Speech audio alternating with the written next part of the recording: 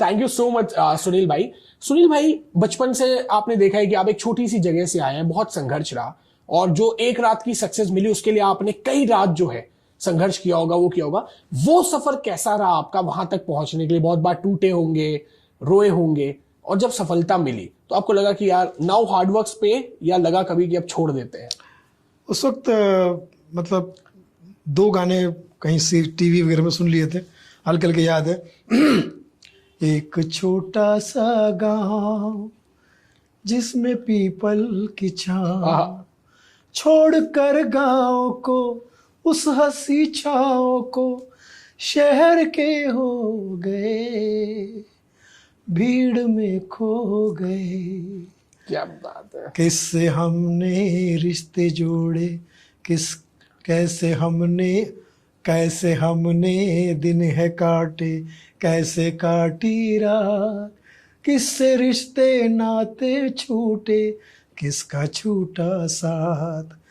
तो संघर्ष में ये 2 गाने जो है हमेशा सुनता रहता था, और अभी भी दिल से लगा के रखता हूँ इन दोनों मुखड़ों को। तो यही आपके सवाल का जवाब है कि खट्टा मीठा, नमकीन, तीखा, मैं ये समझ लीजिए कि समय ने मेरा टेस्ट लिया और मैंने समय का टेस्ट लिया। क्या बात है। समय का टेस्ट तीखा है, नमकीन है, कभी फीका है, कभी कड़वा है, कभी खट्टा है। और समय ने मुझसे क्या टेस्ट लिया ये तो समय ही बता रहा है, बताएगा और बताता जाएगा, क्योंकि समय जो है वो सारे फैसले खुद करता है। वक्त से बड़ा कोई भक्त नहीं होता और भक्त से बड़ा कोई वक्त नहीं होता। क्या बात है सुनील भाई। जब ट्रेलर ही चला कि भक्त जनों कैसे हो सालों, वो ट्रेलर ने ही आपको पूरे इंडिया का चहेता बना दिया, और उस ट्रेलर के कारण पूरा इंडिया लाफ्टर चैलेंज के उस एपिसोड को देखने के लिए आ गया। कैसे पूरी लाइफ चेंज हुई, और आप देखेंगे कि उसके बाद हर कोई, आप कहीं भी जाते होंगे, मुझे लगता है एक ये फरमाइश जो है वो आपसे हर जगह की जाती होगी। इतना ग्लैमर, इतना प्यार, कैसे लगा? अब आपको लगा होगा साला आपको नीचे भगवान। बहुत एक ज़बरदस्त टर्निंग पॉइंट रहा है लाफ्टर चैलेंज मेरे लिए। इसके लिए मेरे गुरु जिमी मोसेस, मेरे डायरेक्टर साहब हमारे पंकज सरस्वत, और हमारे सीनियर सारे कलाकार जो शो में थे, कुकी जी थे, भगवंत मान जी थे, जो आज मुख्यमंत्री साहब हैं पंजाब के, ऑनरेबल राजू श्रीवास्तव जी थे, एहसान कुरैशी, नवीन प्रभाकर, ये सब बड़े बड़े कलाकारों, हैदराबाद के सारे जाने माने कलाकार, इनके साथ रह कर प्रोग्राम करने का मौका मिला, सीखने का मौका मिला, और स्टिल इनके साथ में कहीं ना कहीं बैठना उठना होता है और सीखने का मौका मिलता है। तो मैं समझता हूँ कि ये एक मेरी जीत जो है वो सब लोगों ने मुझे गुलदस्ते की तरह बना कर दी। इसमें सबका हाथ है, सारे मेरे गुरुओं का हाथ है, सारे मेरे दोस्तों का हाथ है, माता पिता के आशीर्वाद का, ईश्वर का और रतन नूरा का, सबका हाथ है। एग्जैक्टली। सुनील भाई, कंटेंट बनाना और परफॉर्म करना दोनों कितना इंपॉर्टेंट होता है एक एक्ट को तैयार करने के लिए? आजकल क्या होता है कि बहुत से लोग कुछ भी व्हाट्सएप के मैसेजेस से यूट्यूब बना के कई बार पॉपुलैरिटी ले लेते हैं, बहुत लंबी नहीं चलती।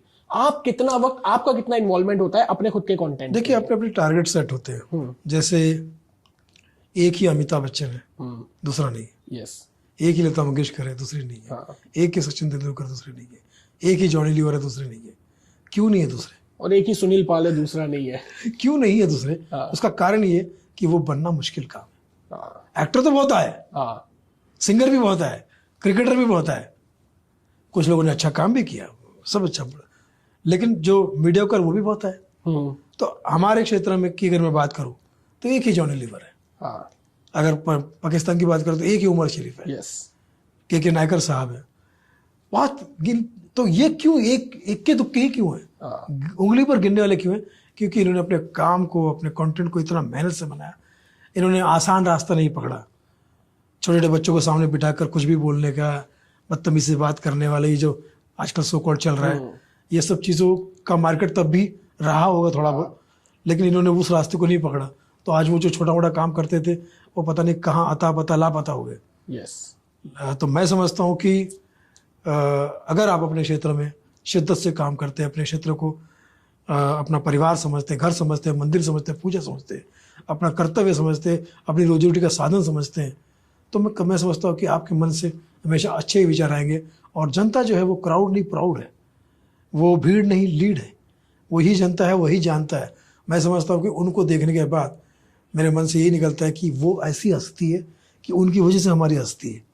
ट्रू। वो हंसते हैं तो हमारे घर बसते हैं, वरना हम जैसे कॉमेडियन बहुत हंसते हैं।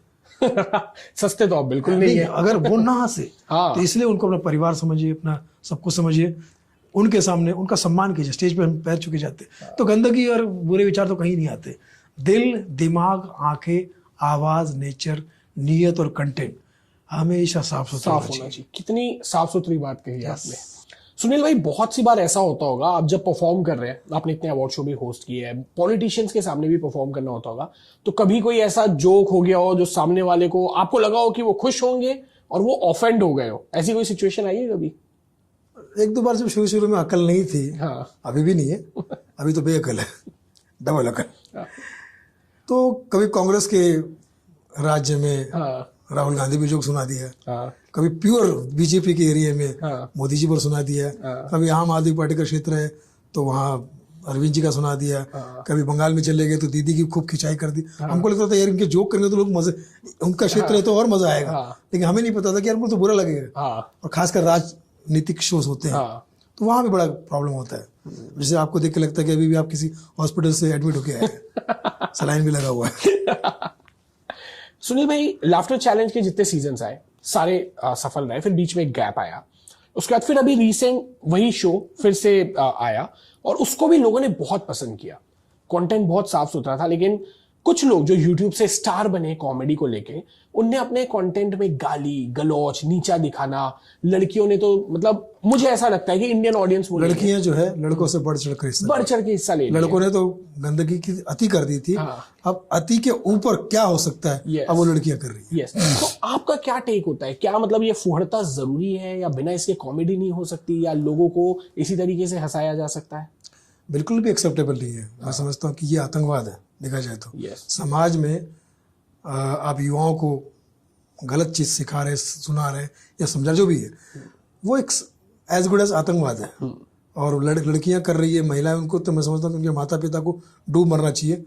जो लड़कियां आके स्टेज पे करती है वो सुनने के बाद में जनता शर्म से अपने कान बंद कर लेती है, आंख बंद कर लेती है। उनके माता पिता कैसे बर्दाश्त करते होंगे। दुर्भाग्यवश उनको कुछ प्लेटफॉर्म मिल गए, वो उनके अपने व्यूज नहीं है या लाइक्स नहीं है, वो क्या जैसे बड़े बड़े जो OTT प्लेटफॉर्म है वो मिल जाते हैं, फिर फेक शुरू हो जाता है मामला, पब्लिसिटी। तो वो उसकी वजह से वो लोग, उनको लगता है कि वी आर देड़ शान है, जबकि उनको चाहिए कि वो अपना कंट्रोल में रहे, अच्छा काम करे, बट उनसे होगा नहीं। अगर अच्छा, जैसे अभी हम किसी शो में काम करने जाते हैं, जैसे मैं कल मिसाल के तौर पे बिहार में था, बहुत बड़े महोत्सव में, वहां पर इनको खड़ा कर दो तो ये 1 सेकंड भी नहीं चल पाएंगे, 1 सेकंड, 1 सेकंड नहीं चल पाएंगे। इनके जनता में हमने वेज कंटेंट बहुत किया। मैं और राजू भाई हम लोग जाते थे परफॉर्म करने के लिए। जो इनका एक आर्टिस्ट है, उसने शो करवाया था हमारा। तो वो जो एक्टर भी है, क्या नाम है उसका? किनका? सिंगर है, एक्टर है, स्टैंड अप भी करता है, इंग्लिश स्टैंड अप करता है, ये वीरदास। वीरदास ने एक शो करवाया था जिसमें सारे अंग्रेज जितने पागल है सबको बुला लिया था, और हमको 2 इंडियन को, मुझे और राजू भाई को। वो खुद भी करता था लेकिन वो पूरा इंग्लिश में करता था, हम लोग हिंदी में करते थे। तो हमारे शोक में जितना ऑडियंस खुश होती थी, उतना उनकी पूरी वानर सेना में खड़ा, वानर सेना शब्द इस्तेमाल गलत कर रहा हूँ, उनको इज्जत दे रहा हूँ, जो भी उनके इसमें कहीं इतना लाफ्टर नहीं आता था। तो मुझे पता चला कि ये बहाने हैं कि लोग ये पसंद करते हैं। ऐसा माइक पकड़ के इसको टेढ़ा कर देंगे, और तेरी माँ क्या करती है, तेरा बाप टिंडर पे है, और पौन जैसी शक्ल वाले, तेरी गर्लफ्रेंड भी है, यार वो गर्लफ्रेंड का नंबर दे दे, मुझे समझाऊंगा कि अगर मौत मर जा मगर इसके साथ क्यों घूम रही तू, मेरे साथ आ जा। ये सब कुछ थर्ड क्लास बातें करते हैं, मीनिंगलेस बातें करते हैं, गाली गलौज करते हैं। उसी में एक फिल्म मेरी आ रही है, गाली गलौज। अच्छा, फिल्म बन गई है, रिलीज होने के लिए तैयार है, शायद मई के महीने में के लास्ट वीक तक या नेक्स्ट जून तक OTT पर आ जाएगी। बिफोर पे उसका म्यूजिक है, तो उसमें भी हमने ये दिखाने की कोशिश की। फिल्म का नाम है गाली गलौज, लेकिन फिल्म में गाली गलौज नहीं है। क्या बात? गाली गलौज के विरुद्ध फिल्म है, जैसे गजनी फिल्म में गजनी विलन था। तो मैं वो समझता हूँ, लेकिन जॉनी लीवर बनना आसान नहीं है, राजू श्रीवास्तव बनना आसान नहीं है। मेरा अगला सवाल वही था। लोगों को लगता है कॉमेडी करना बहुत आसान है, जो कॉमेडियंस कर रहे हैं, हम हंसते हैं, हम एंजॉय करते हैं। अगर हम कोई भी टीवी शो देखते हैं जो वीकली आते हो, हम हंसते हैं, हमको लगता है बहुत आसान काम है, उन्होंने वो नॉर्मल बातें कर दी। आपको कितना वो लगता है कि यार कॉमेडी कितनी मुश्किल है और उसको आसान बनाने के लिए कितनी मेहनत लगती है, टीम वर्क लगता है, कितना इन्वॉल्वमेंट होता है, कैसा आप अपने एक्ट को कैसा रेडी करते हैं? हमारे एरिया में बचपन में एक शराबी आता था, हाँ, मड्डू बेवड़ा, हाँ, और पूरे मोहल्ले को गाली गलौज करता था, दिगाना करता था। हाँ, लोग उसको देख के हंसते थे और बाद में उसको भगा देते थे। हाँ, तो बोले यार थोड़ी देर तो बड़ा हंस रहे थे तुम लोग, हाँ, अब मुझे मार के भगा रहे हो। हाँ, मेरा शराफ है दोनों हाथ से, हाँ, एक टाइम आएगा मेरी नाजायज औलादे हाँ, इसी तरह का गाली गलौज करेगी स्टेज पे, अच्छा, और तुम सबकी नाजायज औलादे टिकट खरीद के उनको सुनने और देखने जाएगी। ओके, मैंने उस शराबी का इतना शराब सही हुआ हाँ, कि उस शराबी का पता ढूंढा मैंने, हाँ, उसको फोन करके बोला यार तुम तो करेक्ट बोला था, हाँ, वही हो रहा है, तुम्हारी नाजायज औलादे गाली गलौज करके कॉमेडी कर रही है, और वो जो सुनने वाले उनकी नाजायज औलादे टिकट करके देख रही है।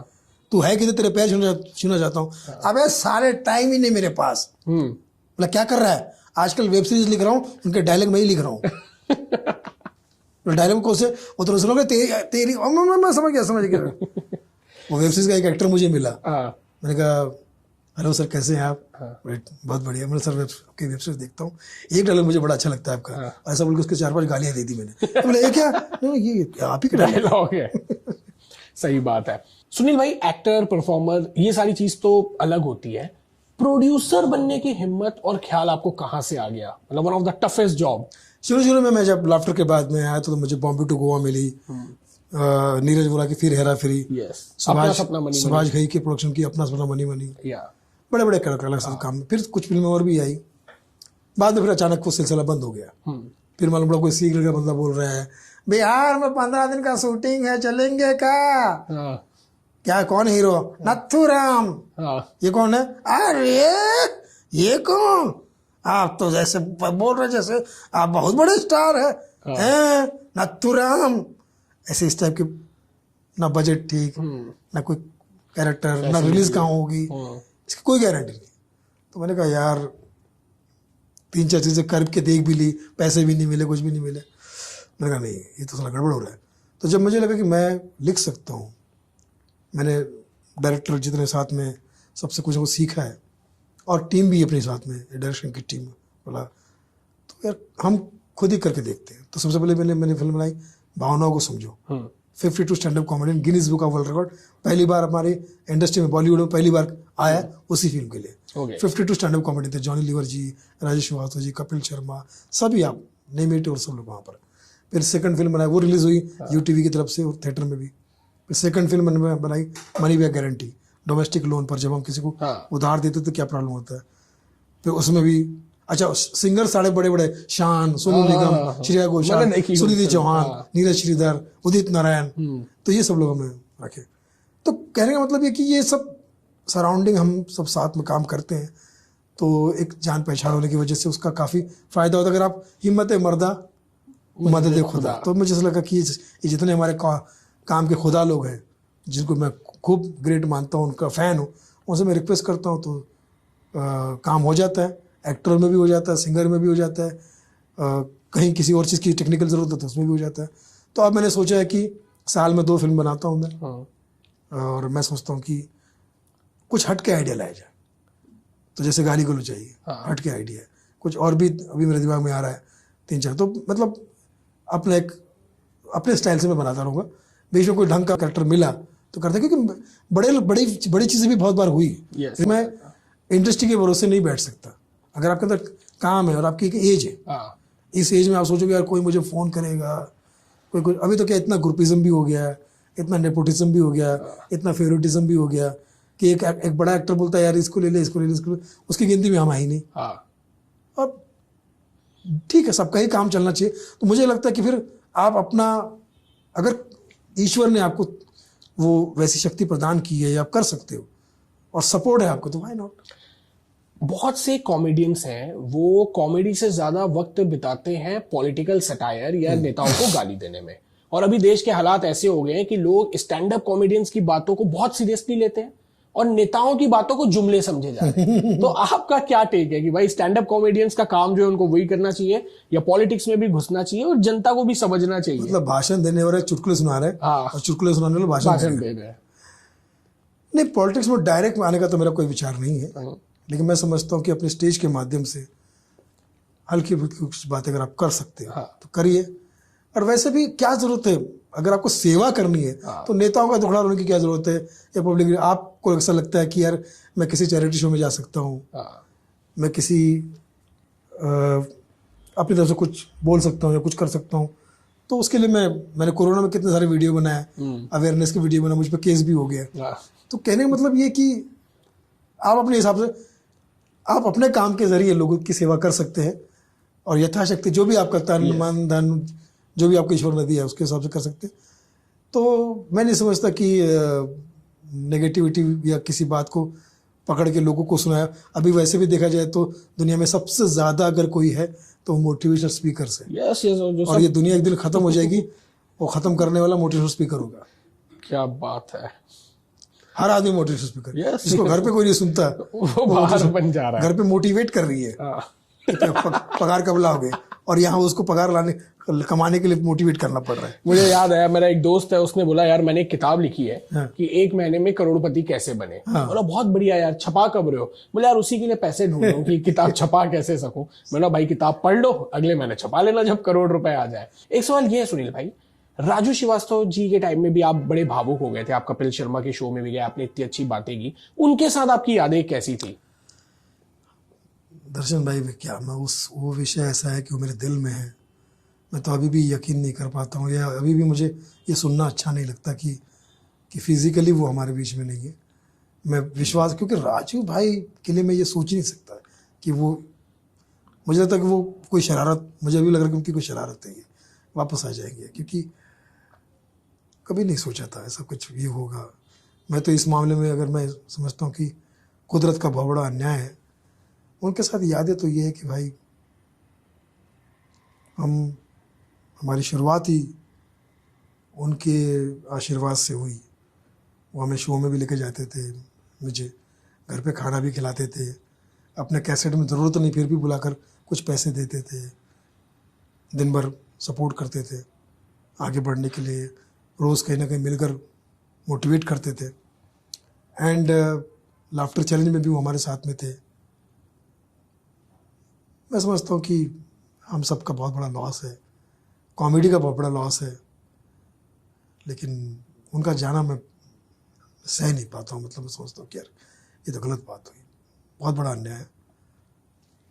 भगवान को, मैं तो समझता कि बस शब्द इस्तेमाल नहीं करना, मैं समझता हूँ कि वो है कहीं, ट्रू, हमेशा रहे।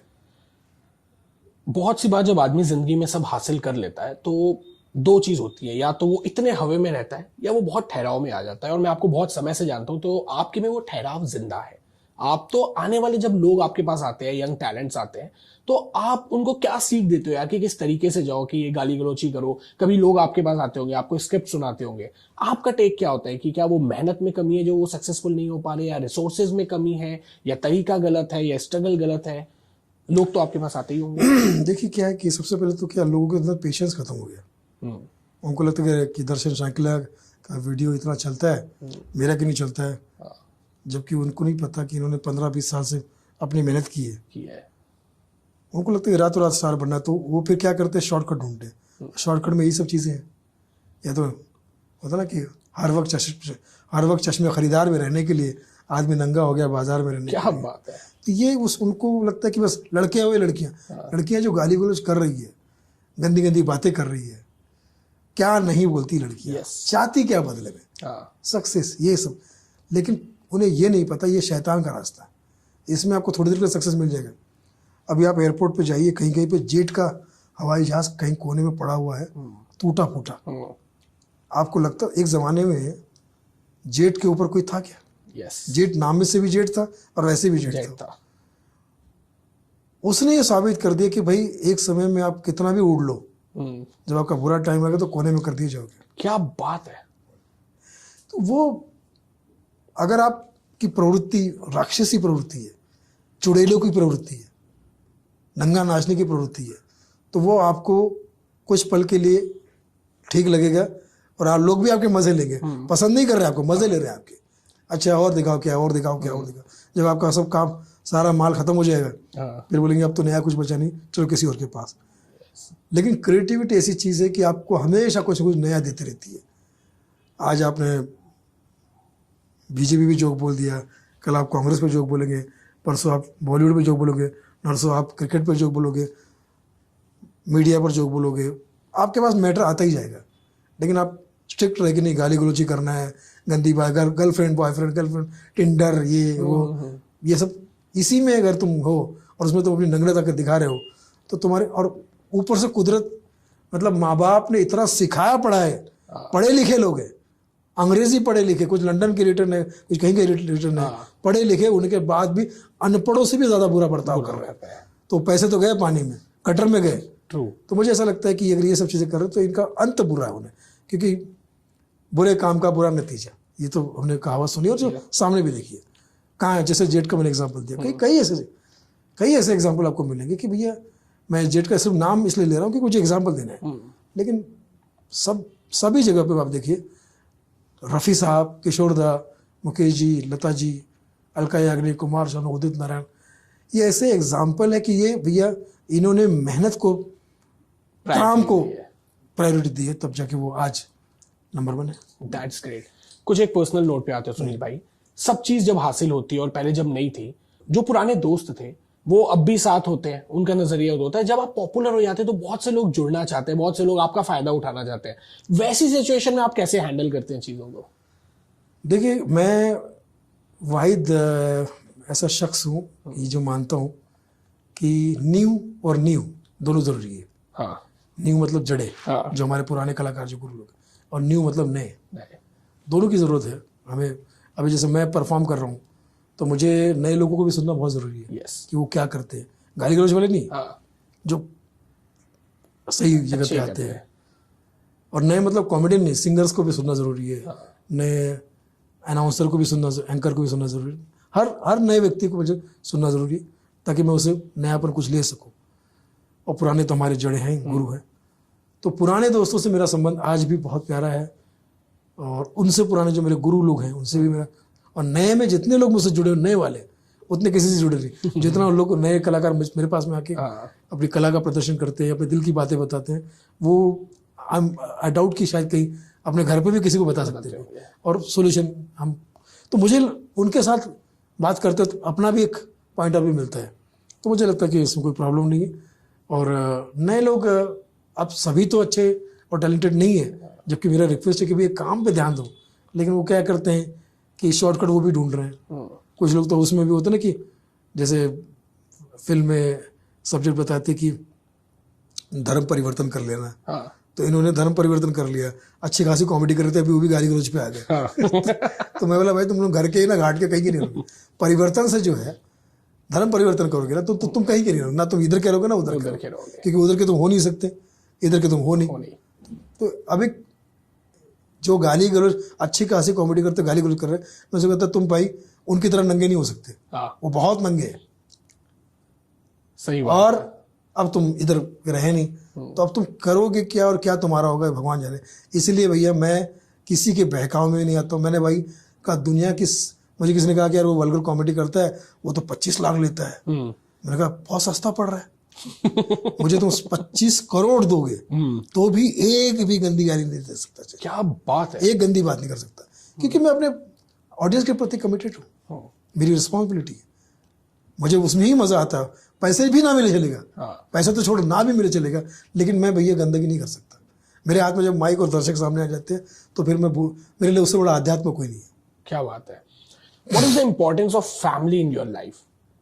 क्या फैमिली तो सभी के जीवन में एक बैकबोन का काम करती है, क्योंकि हम कलाकार जो होते हैं वो वाकई कलाकार जो होता है वो दुनियावी नहीं होता है, वो अलग ही दुनिया का होता है। उसे जब भूख लगी तो किचन में ढूंढेगा कुछ क्या बना है, अदरवाइज वो किचन में भी नहीं जाएगा। वो क्या है, तो उसमें पत्नी या बच्चे या परिवार का और भी सदस्य, माँ या और भी लोग अगर कोई चीज़ के लिए वो संभाल रहे हैं या कुछ कर रहे हैं तो उनका ग्रेटनेस बड़ी बात है। तो मैं तो भैया लेन देन का मामला जो है भले पेमेंट मैं लेता हूँ लेकिन सीधे जाके बच्चों के हाथ में, वाइफ के, माँ के हाथ में दे देता हूँ कि भैया आपको जो करना है करो, और वो भी अच्छे से संभाल रहे, क्योंकि मैं नहीं संभाल पाऊंगा। मेरे इस जेब में पैसे रहेंगे, शाम तक पता नहीं किस जेब में चले जाएंगे। मेरी भी जेब खाली है। मैं ये पूछूं सुनील भाई कि ऐसी एक चीज जो आपको मौका मिले, ईश्वर अगर ये वरदान दे कि 20 साल पहले जाके आप एक कोई चीज अपनी लाइफ की परिवर्तन कर लो, चेंज कर लो, ऐसी क्या चीज होगी जो आप चेंज करेंगे जिससे आपको लगता है कि आज आपकी लाइफ और बेटर हो सकती थी? एजुकेशन। क्योंकि हालात की वजह से लिखना पढ़ना नहीं हुआ। हाँ। तो मैं समझता हूँ कि अगर वो होता तो शायद और अच्छा होता, लेकिन मैं ये भी मानता हूँ कि शायद होता तो मैं यहाँ नहीं होता, ऐसा भी हो सकता है। पढ़ा लिखा हो जाए तो कहीं क्लर्क की नौकरी मिल जाती। उस जमाने में 12वीं में मिल जाती थी, क्लर्क की नौकरी मिल जाती, परिवार वाले खुश, अरे सरकारी नौकर है, तो वो भी हो सकता। तो आई डोंट थिंक कुछ चेंज, क्या कुदरत ही सबसे बड़ी शक्ति है, और मुझे लगता है कि वो सही आपको सही लेके जाती है। मैं बॉम्बे आया था तो मेरा तो कोई भी नहीं था। उतनी डेयरिंग 18-19 साल के एज में करना, और आज पूरा बम्बई सब जिसे ना अकल है ना शक्ल है, ना किसी से में दखल है, ना उसके प्रॉपर नकल है, कुछ भी नहीं आता था, और न कल का भरोसा है कि क्या। तो what is your definition of how you make your rest of life best of life? यार ये लाइफ बेस्ट है। यही कि मैंने कहा ना कि मैं दुनिया भी कम हूँ, मैं अलग, मतलब कलाकारी में मुझे कलाकारों जैसे कोई सीनियर कलाकार मिल गया, जैसे आपने भी मुझे कहा था कि कुछ करना है तो मैं भागा आया, या किसी के प्रोग्राम को देखने जाना है, या किसी उस माहौल, या तो यूट्यूब पे मैं हमेशा आड़े टेढ़े कॉमेडियंस को देखते रहता हूँ कि क्या करते रहते हैं लोग, कैसे कैसे करते, क्या क्या, जरा देखो तो मज़ा आता है, कुछ चीज़ें सीखने मिलती, कुछ नया मिल जाता है। पाकिस्तान के जितने कॉमेडियंस हैं सबको देख चुका हूँ मैं, बांग्लादेश के जितने कॉमेडियंस सबको देख चुका हूँ मैं, वेस्टर्न के जितने कॉमेडियंस हैं सबको देख चुका हूँ। समझ में कुछ नहीं आता है मतलब वहाँ के, लेकिन फिर मुझे लगता है कि यार ये कुछ ना कुछ मिल जाता है, कोई चीज़ मिल जाती है कि बस एक ही चीज़ की वल्गैरिटी नहीं करनी है, गाली गलौज नहीं करनी है, फॉल लैंग्वेज, डबल मीनिंग ये नहीं करना है, और किसी का कंटेंट डायरेक्ट नहीं उठाना है, सबसे बड़ी चीज़ है। आपने कहा ना कि व्हाट्सएप से लोग उठाते, व्हाट्सएप तो बहुत दूर की बात है। किसी दोस्त ने अगर कोई अच्छा जोक कर दिया तो उसका डायरेक्ट कांटेक्ट भी नहीं उठाता, कंटेंट भी नहीं उठाता। मैं कोशिश करता हूँ कि यार बहुत बढ़िया बनाया उसने, हे भगवान, फिर भगवान से प्रार्थना करता हूँ कि मुझे भी ऐसी शक्ति दे कि मैं ऐसा कुछ बना सकूँ, और 2-4 दिन में कोई ना कोई ऐसी बात उसके लेवल की ना सही, लेकिन मुझे जो चाहिए या मुझे सेटिस्फेक्शन मिले, क्योंकि वो तो करके मैं सो भी नहीं पाऊंगा रात को। उसका कर दिया, उसको भले पता ना हो, लेकिन मुझे जैसा अंदर से लगेगा यार किसी का हक मार दिया मैंने, क्या बात है। तो उसके बिना आप अपने काम में आगे बढ़ ही नहीं सकते। अगर आपके नियम और आपके तरीके अगर सही नहीं है तो आप आगे नहीं बढ़ सकते। क्या बात है। Winners are never cheat. क्या बात है ना? तो चीट करके आप विनर बन ही नहीं सकते, वानर बन जाओगे, विनर नहीं बन पाओगे। ये वानर जितने घूम रहे हैं। Thank you so much Sunil भाई। मुझे उम्मीद थी कि एक बहुत लाफ्टर होगा, लेकिन आपसे जो बात की आज पॉडकास्ट में बहुत सारा मोटिवेशन आया, और बहुत सारी बारीक सी चीजें कि यार ईमानदारी बहुत जरूरी है, अपने प्रिंसिपल, अपने धर्म, अपनी आत्मा के साथ कॉम्प्रोमाइज नहीं करना है, कंटेंट को साफ सुथरा रखना है, नीयत साफ सुथरी रखनी है, क्योंकि अगर साफ नीयत होगी तो हम आगे जाएंगे।